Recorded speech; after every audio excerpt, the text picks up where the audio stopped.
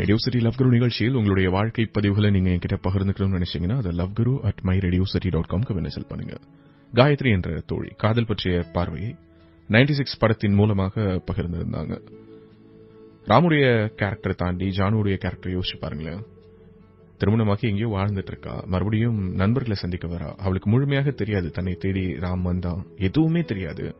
இயல்பா வர இடத்துல தெரிஞ்சுக்கிறா அவன் கல்யாணம் பண்ணிக்காம இருக்கான்னு.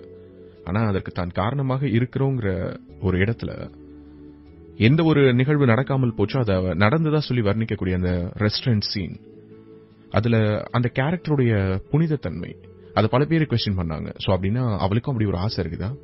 ஜானகிக்கு ராம கல்யாணம் பண்ணிக்கலாம்னு தோணுதா? அங்கிருந்து கணவர் அனுப்பி வச்சிருக்காரு, அதற்கு இவ துரோகம் பண்ணலையான்லாம் எனக்கு ரொம்ப ஆச்சரியமா இருந்தது. ஒரு விஷயம் யோசிச்சு பாருங்களேன், திரைப்படத்துக்கும் நிஜ வாழ்வுக்குமான வேறுபாடே அதுதான்.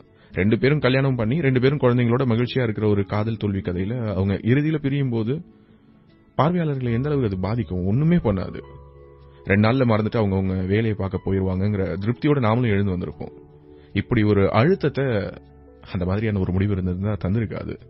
மறுபடியும் ஜானுவோட புதிய நினைவோட தன்னுடைய வாழ்க்கையை ராம் தொடர போறான் அப்படிங்கிறது தான் அந்த காதலை திரும்பவும் எல்லோருக்குள்ளாரையும் துளிர்க்க வச்சது. மறுபடியும் எப்படி பழைய நினைவுகளை ஒரு பொட்டிக்குள்ளார அடைச்சு அதை தன்னுடைய மனசுக்குள்ளார சுமந்துகிட்டு இருந்தான் ராம், அதே மாதிரி இந்த புது நினைவுகளை சுமந்துகிட்டு வாழ போறான். அதுதான் அந்த பார்வையாளர்களை மனசை கனத்து போக செய்து அந்த திரையரங்குகளை விட்டு வெளியில வர வச்சதுன்னாங்க.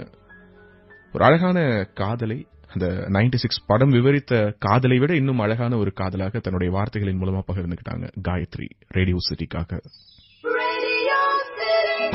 ரேடியோ சிட்டி லவ் குரு நிகழ்ச்சியில் இன்னைக்கு காயத்ரி என்ற தோழியின் மின்னஞ்சல தான் உங்ககிட்ட பகிர்ந்துட்டு இருக்கேன். 96 திரைப்படத்தின் மூலமாக அவங்க காதலை எப்படி பாக்குறாங்க, அந்த படத்துல இருக்கக்கூடிய காதலை இவங்க எப்படி பாக்குறாங்கன்னு பல விஷயங்கள் பகிர்ந்துக்கிட்டாங்க. தொடர்ந்து பேசிட்டாங்க. கதாபாத்திரமா பார்த்தோம்னு வச்சுக்கோங்க, படம் முழுக்கவே 2 பேரும் ஒருத்தங்களோட ஒருத்தங்க பிரிவுக்கு இன்னொருத்தவங்கள காரணமா சொல்லியிருக்கவே மாட்டாங்க. நீதான் காரணம்னு குத்தம் சொல்லிக்கிற மாதிரியான ஒரு காட்சி இருக்கவே இருக்காது. படம் முழுக்க ஒருத்தர் மேல இன்னொருத்தவங்களுக்கான பிரியமும் அக்கறையும் தான் இருக்கும். எந்த ஒரு சிச்சுவேஷன்லயும் ராமால ஜானுவையோ ஜானுவால ராமையோ மறக்கவோ வெறுக்கவோ முடியாது அப்படிங்கறத நமக்கு உணர வச்சிருப்பாங்க. உண்மையாவே காதல் அப்படிதான். ஒருத்தங்களை பிரிஞ்சிட்டோம், அவங்க நமக்கு கிடைச்சிட்டாங்க, வேற யாரையோ கல்யாணம் பண்ணிக்கிட்டாங்க, இந்த உலகத்துல எந்த மூலையில இருக்காங்கன்னு தெரியல, இப்படி எப்படி இருந்தாலுமே கண்டிப்பா ஒருத்தங்களை மறக்கவோ வெறுக்கவோ முடியாது. அதுதான் காதல். ஏன்னா காதலுடைய குணாதிசயமும் அதுதான், ராமன் ஜானுடைய குணாதிசயமும் அதுதான். அவங்க அப்படிதான். அது போலதான் ராமோட கதாபாத்திரத்துடைய அந்த ஒரு ஸ்பெஷாலிட்டியே, கல்யாணமோ கலவியோ எதுவுமே இல்லாம ஒருத்த மகிழ்ச்சியா இருக்க மாட்டான் அப்படின்னு சொல்லி முடிவெடுக்கிறது நம்மளுடைய பொது புத்தி. ஒருத்த கல்யாணம் பண்ணிக்கிட்டாதான் அவனுக்கு சந்தோஷம் இருக்கும், அவன் லைஃப்ல செக்ஸ் இருந்தாதான் சந்தோஷம் இருக்கும்னு. அப்படி இல்லாமலும் ஒருத்த சந்தோஷமா இருக்கலாம், அவனுக்கு அந்த நினைவுகளே போதும்னு நினைக்கிறான். அதுல என்ன தப்பு? இப்படிப்பட்ட ஒரு பியூட்டிஃபுல்லான கேரக்டரை எவ்வளவு பேர் பார்த்திருப்பாங்கன்னு எனக்கு தெரியாது. ஆனா காயத்ரி நான் பார்த்திருக்கேன். நாங்க காயத்ரி கூட தொடர்ந்து பேசலாம். சமீபத்தில் எந்த ஒரு காதல் படம் இந்த அளவுக்கு நம்முடைய மனசு ஒரு மாதிரி கலங்கடிச்சது, பாரமாக்குனுச்சுன்னு தெரியல. ஆனா 96 அந்த படம் மிகப்பெரிய ஒரு தாக்கத்தை ஏற்படுத்தினுச்சு. அதுல எந்த விதமான மாற்று கருத்தும் கிடையாது. காயத்ரி அந்த படம் பேசியிருக்கக்கூடிய காதல் பற்றியும் பொதுவாக இந்த சமூகம் காதலை பார்க்கக்கூடிய பார்வை பற்றியும் தன்னுடைய காதல் பற்றியும் பேசியிருந்தாங்க.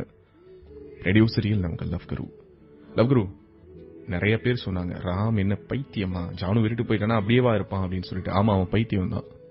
ஆனா காதலே ஒரு முட்டாள்தனமான விஷயம் தானே. காதல்ல எவ்வளவுக்கு எவ்வளவு முட்டாள்தனங்கள் இருக்கோ அவ்வளவுக்கு அவ்வளோ அது அழகா இருக்கும். எவ்வளவுக்கு எவ்வளவு பைத்தியக்காரத்தனம் இருக்கோ அவ்வளவுக்கு அவ்வளோ அது அழகா இருக்கும். எவ்வளவுக்கு எவ்வளவு அதுல நாடகத்தனம் இருக்கோ அவ்வளவுக்கு அவ்வளோ அது அழகா இருக்கும். காதலுடைய இயல்பே அதுதான். ராம் அப்படிப்பட்ட ஒரு காதலன். அந்த காதலை நீங்க கேள்விக்குள்ளாக்குறீங்கன்னா நீங்க காதலையே கேள்விக்குள்ளாக்குறீங்க, அல்லது இப்படிப்பட்ட ஒரு காதலை நீங்க கடந்து வரலைன்னா உங்களுடைய வாழ்க்கையில காதல்ங்கிற விஷயத்துல நீங்க ஏதோ ஒன்று மிஸ் பண்ணிருக்கீங்க. அவன் ரொம்ப ரொம்ப ரொம்ப சந்தோஷமா இருக்கான் அப்படிங்கிற மாதிரியான ஒரு பிக்சரைசேஷன் படம் முழுக்க இருக்குது. அவனுடைய வேலையை கரெக்டா பண்ணிட்டு இருக்கான், அவனுக்கு எந்த விதமான குறைகளும் இல்ல. அவன் எப்படி இவ்வளவு சந்தோஷமா இருக்கலாம்? கல்யாணமே பண்ணிக்காம செக்ஸ் இல்லாம ஒருத்தர் வெர்ஜினாவே எப்படி சந்தோஷமா இருக்க முடியுங்கிற கேள்வி எல்லாம் கேட்கிறோம். ஆனா அந்த கேள்வியை கேட்கறதுக்கு நாம யாரு? அதை மீறினா அவன் எல்லா சந்தோஷங்களும் காணாம போயிடும்னா அந்த சந்தோஷங்கள் எல்லாத்தையும் பறிக்கிறதுக்கும் அவனுக்கான வரையறைகளை வகுத்து கொடுக்கறதுக்கும் நாம யாருன்ற ஒரு கேள்வி எனக்குள்ளார தோணுச்சு. அந்த கேள்விய இந்த சமூகத்துக்கிட்ட நான் கேட்கறதுக்கு ஒரு பிளாட்ஃபார்மா உங்களுடைய ஷோக்கு இந்த மின்னஞ்சலை எழுதியிருக்கேன்னு சொல்லி நிறைவு செய்திருந்தாங்க காயத்ரி. ஒரு அழகான மின்னஞ்சல், ஒரு திரைப்படத்தை இப்படியும் அணுக முடியுமாங்கிற ஒரு பார்வை. 96 படம் மாதிரி காயத்ரியுடைய மின்னஞ்சலும் ரொம்ப அழகா இருந்தது.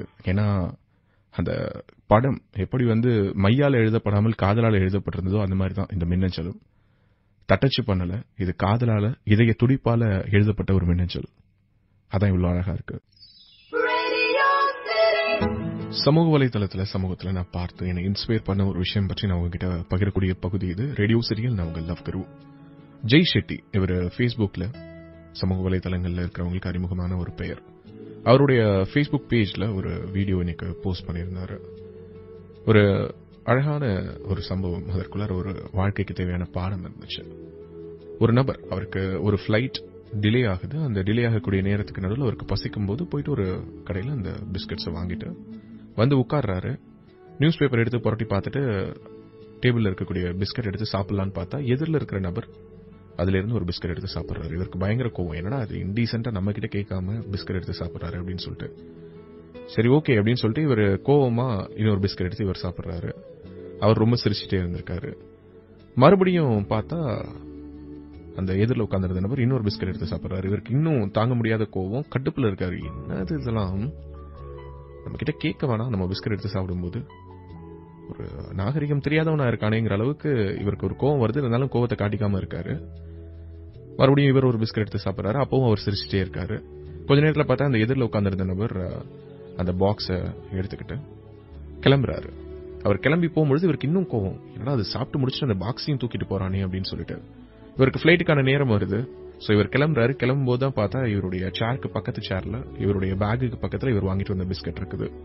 இவர் உட்கார்ந்த அந்த அவசரத்துல பேப்பர் எடுத்து புரட்டின அந்த கேப்ல தான் வாங்கிட்டு வந்த பிஸ்கட் பாக்கெட் பக்கத்துல இருக்குதுங்கிறத நோட் பண்ணாம எதிரில் அமர்ந்திருந்த அந்த நபருடைய பிஸ்கட் எடுத்து இவர் சாப்பிட்டிருக்காரு. ஆக்சுவலி கோவப்பட வேண்டிய நபர் யாரு? அவரு. ஆனா இவர் கோவப்பட்டிருக்கிறாரு. இதுல ஒரு அழகான விஷயத்தை ஜெய் ஷெட்டி நரேட் பண்ணியிருந்தார். அதுதான் நான் உங்ககிட்ட பகிர்ந்துக்கணும்னு நினைக்கிறேன். பொதுவா நம்ம இந்த மாதிரிதான் ஒரு சில நபர்களை பற்றி நாம இயல்பாகவே ஒரு ஒப்பீனியனுக்கு வந்துடுறோம்.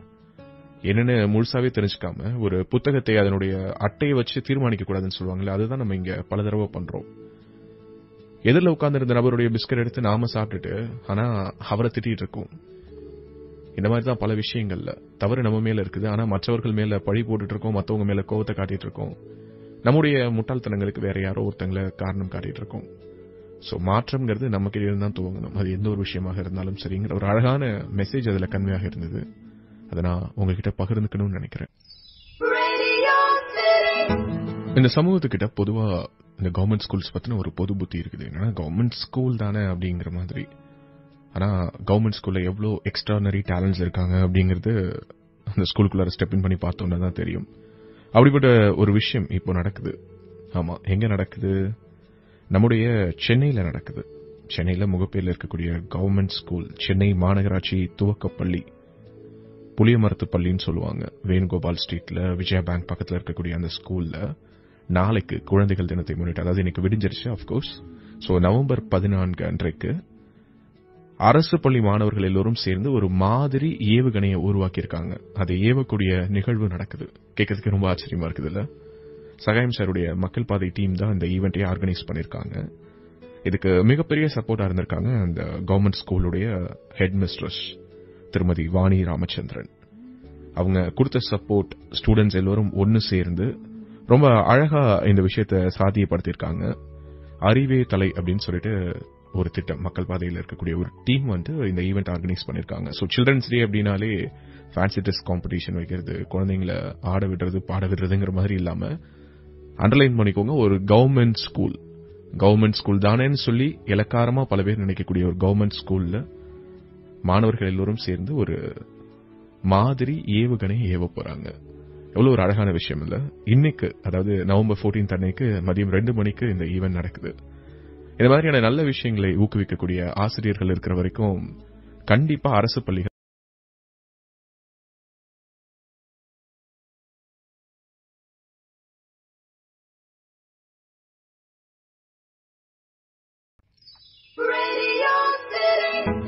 ஒரு சில பெயர்கள் சாகாவரம் பெற்ற பெயர்கள். அப்படிப்பட்ட ஒரு பெயர் தான் அனிதா. அனிதாங்கிற பெயர் இது வரைக்கும் எந்த அளவுக்கு நெருக்கமா இருந்ததுன்னு தெரியல. ஆனா தன்னுடைய மருத்துவ கனவு நிறைவேறாமல் போனபோது நீட்டுக்கு எதிராக தன்னுடைய உயிரை நீத்த டாக்டர் அனிதா என்ற பெயர் இன்னைக்கு எல்லோருக்குமே நெருக்கம். குறிப்பா எனக்கு ரொம்பவே நெருக்கம். ரேடியோ சிட்டியில நான் உங்க லவ் குரு. மருத்துவ படிப்புக்கான நீட் நுழைவுத் தேர்வில் தேர்ச்சி பெற முடியாமல் போனதுக்காக தன்னுடைய உயிரையே விட்டாங்க. அதைத் தொடர்ந்து நீட்டுக்கு எதிரான போராட்டங்கள் நடந்துச்சு. ஆனால் நீட் மூலமா தான் அட்மிஷன்ஸ் நடந்துட்டு இருக்குது. அனிதாவுடைய அந்த சோகமான முடிவை கருத்துல கொண்டு அவங்களுடைய நினைவா அவங்க பேர்ல நீட் தேர்வுக்கான ஆப் ஒன்றை ஒரு தமிழக மாணவி உருவாக்கியிருக்காங்க. அவங்களோட பேரு இனியால் கண்ணன். இவங்க டெல்லியில இருக்காங்க. அவங்க அனிதா அப்படிங்கிற பேர்ல ANEETA என்ற ஒரு செயலியை, ஒரு ஆப்பை உருவாக்கியிருக்காங்க. இவங்க 12th ஸ்டாண்டர்ட் தான் படிக்கிறாங்க. இவங்களுடைய அப்பா ஒரு IAS ஆஃபீஸர். இந்த ஆப் மூலமா நீட் தேர்வுக்கு தயாராகிட்டு இருக்கக்கூடிய மாணவர்கள் மாடல் கொஸ்டின் பேப்பர்ஸ், நுழைவுத் தேர்வுக்கான ப்ரிப்பரேஷன் டிப்ஸ், இந்த மாதிரி பல விஷயங்களை தெரிஞ்சுக்க முடியும். அனிதாவுடைய கனவை நிறைவேற்ற இந்த மாதிரி களம் கண்டிருக்கக்கூடிய தம்பி தங்கைகளுக்கு நெஞ்சார்ந்த வாழ்த்துக்கள். இந்த மாதிரி யாரோ ஒருத்தங்க அனிதாவுடைய கனவை நனவாக்கக்கூடிய போராட்டத்தில் இருக்கிற வரைக்கும் அனிதாங்கிற பெயர் மருத்துவர் அனிதாவாக மட்டுமே நம்முடைய சமூகத்தில் நிலைத்திருக்கும். அதுல எந்த விதமான மாற்று கருத்தும் கிடையாது.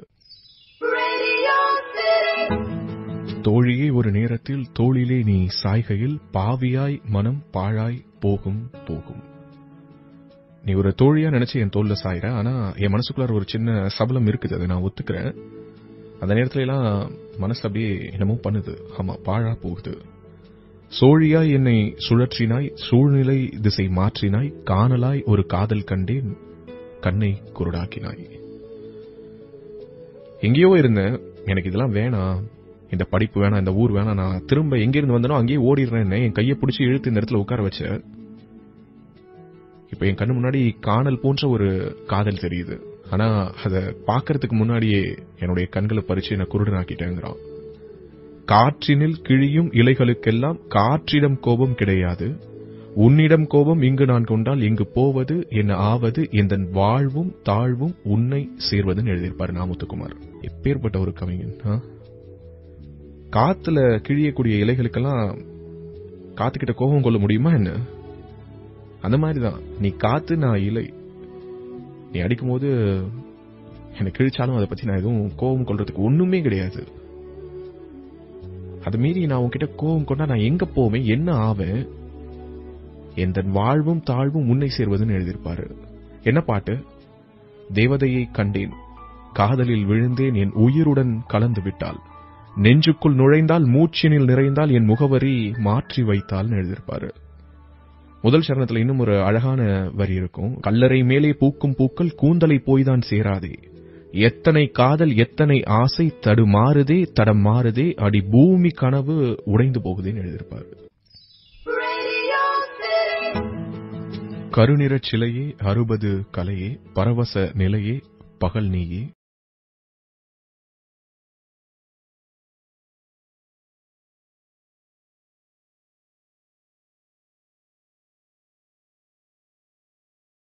மனச கொள்ளை கொண்ட ஒரு கல்வன் காதலன். கருநிறச் சிலையே 60 கலையே, பரவச நிலையே பகல் நீயே, இலகிய பணியே எழுதிய கவியே, சுவைமிகு கனியே சுகம் நீயே, கூடு பாவாய் தேகத்தோடு காதல் தினம் ஓடுதே, கூடு பாயும் தாகத்தோடு ஆசை நதி மோதுதே, தொடுவாயா என்னை தொடர்வேனே உன்னைன்னு எழுதியிருப்பாரு பா விஜய். என்ன பாட்டு! நேரம் கணிச்சிருப்பீங்க நிறைய பேரு. ஒரு சில பாடல்கள் எப்ப கேட்டோனாலும் ஃப்ரெஷ்ஷா இருக்கும். அது எத்தனை வருஷமானாலும் திரும்பி பார்த்தா என்னது இந்த பாட்டு வந்து இத்தனை வருஷம் ஆயிடுச்சு அப்படிங்கிற மாதிரி இருக்கும். சோ அந்த மாதிரியான ஒரு பாட்டு. கிட்டத்தட்ட 10 வருஷம் ஆயிடுச்சு இந்த பாட்டு வந்து. சொல்ல நம்ப முடியுதான்னு தெரியல. என் அன்பே நானும் நீயின்றி நான் இல்லை, என் அன்பே யாவும் நீயின்றி வேறில்லை, நான் உன்னில் உன்னில் என்பதால் என் தேடல் நீங்கி போனதே, என்னில் நீயே என்பதால் என் காதல் மேலும் கூடுதே, காண வேண்டும் யாதும் நீயாகவே, மாற வேண்டும் நானும் தாயாகவேன்னு சொல்லுவா. சாதனா சர்க்கம் பாடின பாட்டு. இப்ப எப்படி ஸ்ரேயா கோஷலோ அந்த மாதிரி 10 வருஷத்துக்கு முன்னாடி சாதனா சர்க்கம். இது குரலா அல்லது குழலா அப்படிங்கிற அளவுக்கு அவ்வளவு ஒரு இனிமையான குரல். அதுல முதல் சரணத்துல இன்னும் அழகான வர்ணனைகள் இருக்கும். தலை தொடும் மழையே, செவி தொடும் இசையே, இதழ் தொடும் சுவையே, இனிப்பாயே, விழி தொடும் திசையே, விரல் தொடும் கணையே, உடல் தொடும் உடையே, இணைவாயேன்னு. ரேடியோ சிட்டி லவ் குருவில் லவ் கார்டு Radio City 91.1. வணக்கம், நான் ஹரிஷ் கல்யாண் பேசுறேன். லவ் கார்டை நான் வந்து யுவன் சார் அண்ட் எஸ்டிஆர் எனக்கு நான் டெடிகேட் பண்றேன். என்ன மியூசிக்குள்ள கொண்டு வரதுக்கு ரொம்ப இன்ஃபுளுன்ஸ் பண்ண சாங் வந்து ஆக்சுவலா லூசு பெண்ணே. ஸோ அது வந்து ரொம்ப உண்மையான காரணம். அண்ட் ஈவன் நான் எழுத ஆரம்பிச்சது காரணமும் அந்த பாட்டு தான். இவரோட ரிலேஷன்ஷிப் இப்பதான் எனக்கு ஸ்டார்ட் ஆயிருக்கு, but it's very warm. So அவர் வந்து அதான் நிறைய பேர் நினைப்பாங்க இட்ஸ் வெரி ரிசர்வ்ட், ரொம்ப மூடி அப்படின்னு நினைக்கலாம் மேபி வெளியில இருக்கிறவங்களுக்கு. பட் ரொம்ப ஃபன் டு பி வித், பயங்கரமா கலைப்பார் சார். ஸோ ஒரு ஃபேனா இருந்தேன், இப்போ ஒரு லைக் ஒரு ஃப்ரெண்டா ஒரு பிரதரா இப்ப இருக்கேன் அவருக்கு. ஸோ அது very happy working with also. எஸ்டிஆர்னும் அதே மாதிரிதான், லைக் பிரதர், ஒரு வெல் விஷர். நிறைய விஷயங்களை என்ன இன்ஸ்பயர் பண்ணிருக்காரு சின்ன வயசுல. மியூசிக் எனக்கு உள்ள வந்து நான் ஒரு விஷயம் பண்ணணும், பாடணும், எழுதணும் அப்படின்னு என்ன தூண்டி விட்ட ஒரு முக்கியமான மொமெண்ட் அந்த பாட்டு. ஸோ அது வந்து யுவன் சாருக்கும் எஸ்டிஆர் அவர்களுக்கும் நான் டெடிகேட். வணக்கம், நான் தபு சங்கர் பேசுறேன். இன்னைக்கு லவ் கார்டில் வந்து என்னுடைய நண்பன் நாகராஜனுக்கு நான் ஒரு பாடலை வந்து சமர்ப்பிக்கலான்னு இருக்கிறேன். அந்த பாடல் வந்து மறுபடியும் படத்துல வர நலம் வாழ, அதனுடைய பல்லவியோட எனக்கு நடுவுல வர சில வரிகள். எனக்கு ஏதோ ஒரு பாடல் வந்து கேட்டா அதுல பிடித்த வரிகளை வந்து எனக்கு கடிதமா எழுதுற மாணவன். ஏன்னா கடிதத்தெல்லாம் நான் கல்லூரியில என் கூட படிச்சேன். அதுக்கப்புறம் எனக்கு அவனுக்கும் நேரா பார்க்கற வாய்ப்பு கிடைக்கல. கடிதங்கள் மட்டும் போடும்போது அந்த வரிகள் எழுதியிருந்தாப்ல.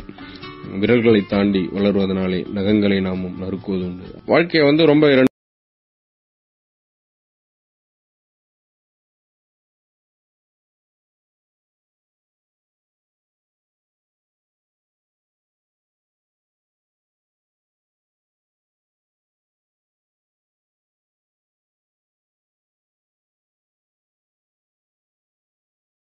அப்போ ஓகே, இது மாதிரி எவ்வளவு தத்துவ பாடல்கள்லாம் வந்திருக்கு. அந்த பாட்டு வந்து ஓகே நல்லா இருக்கு அப்படின்ற மாதிரி. ஏன்னா எவ்வளவு விஷயங்கள் அவன் சொல்றதுனால அதுல இது ஒண்ணு அப்படின்னு தான் நினைச்சிருந்தேன். அவன் வந்து மனநோயாளியாகி தொலைஞ்சு போயிட்டானா, இறந்து போயிட்டானா தெரியாம, என்ன ஆனானே தெரியாம ஒரு விஷயம் நான் கேள்விப்பட்டதுக்கு அப்புறம் அந்த வரி வந்து எனக்கு ரொம்ப முக்கியமான வரியா, பாதிக்கிற வரியா, பிடிச்ச வரியா மாறிடுச்சு. எப்போ வந்து அந்த பாட்டை நான் வந்து கேட்கறேனோ இல்லையோ, அது எனக்குள்ளார ஓடிட்டே இருக்கும் அந்த பாட்டு. அவனு நினைக்கிறப்போ இல்ல இந்த ஏதோ ஒரு பாட்டு எங்க காத்துல வரும்போது கூட இந்த பாட்டு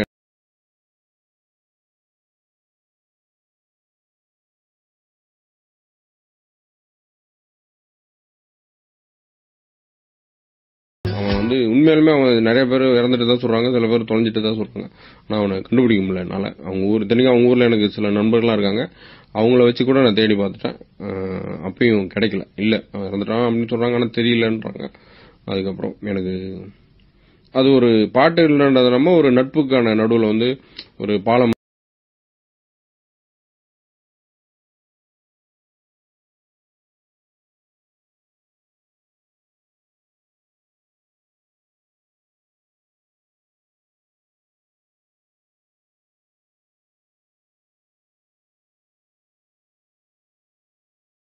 இப்போ நீ இங்க இருக்கியா இல்லையா அப்படின்றதெல்லாம் எனக்கு தெரியல. ஆனா நான் ஆரம்பத்திலேயே என்னுடைய முதல் சிறுகதை வந்தப்பே வந்து நான் ஒரு கதை எழுதியிருக்கேன், கேட்டா நீ ரொம்ப மகிழ்ச்சி அடைவே அப்படின்னு நான் எழுதியிருந்தேன்.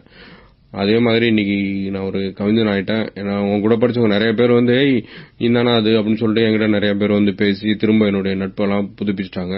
நீ மட்டும் வரல, தொலைஞ்சிட்டேன்னு சொல்றாங்க. நீ தான் எனக்கு முக்கியம். நான் வந்து இந்த அளவுக்கு பெரிய கவிஞனாவோ இல்ல ஒரு படைப்பாளனா ஆகிறது காரணம் வந்து நீ தான் வந்து ஒரு குழந்தைய வந்து அப்பா வந்து எப்படி எல்லா இடத்துக்கும் உலகத்தை காமிச்சு கூட்டு போவாரோ அப்படின்னு நம்ம கல்லூரி நூலகத்துக்குள்ளார என்னை இழுத்துட்டு போனது நீ தான். நீ இன்னைக்கு எங்கேயாவது இருந்தீங்கன்னா என்னை பத்தி தெரிஞ்சிருந்தீங்கன்னா அது வந்து எனக்கு ரொம்ப மகிழ்ச்சியா இருக்கும். Stay tuned now, Radio City, Love Guru.